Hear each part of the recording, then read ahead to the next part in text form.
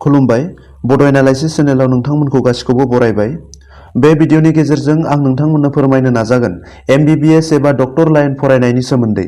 बेसेबां थाखोनि उनाव MBBS फरायनो एबा डक्टर लाइन फरायनो हायो, MBBS फरायनो थाखाय मा मा एन्ट्रेन्स आनजाद होनांगौ, एप्लाइआ माब्ला जायो, एडमिशन प्रसेसफोरा माबायदि, बेफोरनि सोमोन्दै आं नोंथांमोननो फोरमायनो नाजागोन।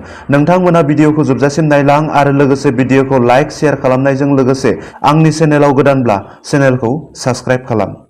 MBBS आ मा एबा डक्टरा मा, सोरखौ बुङो, डक्टरनि खामानिया मा, बेखौ आं नोंथांमोननो फोरमायनांगौनि गोनांथि गैया। नोंथांमोना बयबो मिन्थिखायो। MBBS नि आबुं मुङा bachelor of medicine and bachelor of surgery. MBBS आ 5 बोसोर 6 दाननि मोनसे आन्डार ग्रेजुवेट कर्स, जायखौ फरायोब्लासो सासे सुबुङा डक्टर जानो हायो। MBBS फरायनो थाखाय सासे फरायसाया 12 थाखो उथ्रिनाय जानांगौ।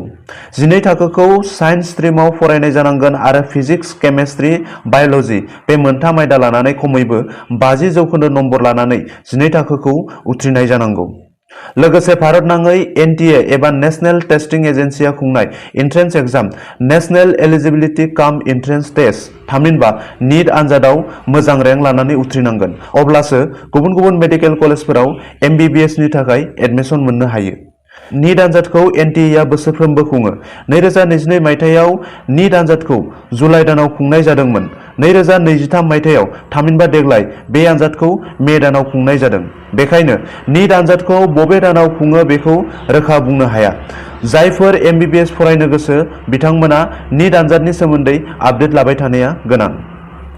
आसामाव MBBS फरायनो हानाय मुंदांखा कलेजफोरा जादों Assam medical college and hospital Dibrugarh, Guwahati medical college and hospital, Tezpur medical college and hospital, Jorhat medical college and hospital, Silchar medical college and hospital, Fakhruddin Ahmed medical college and hospital बायदि बायदि।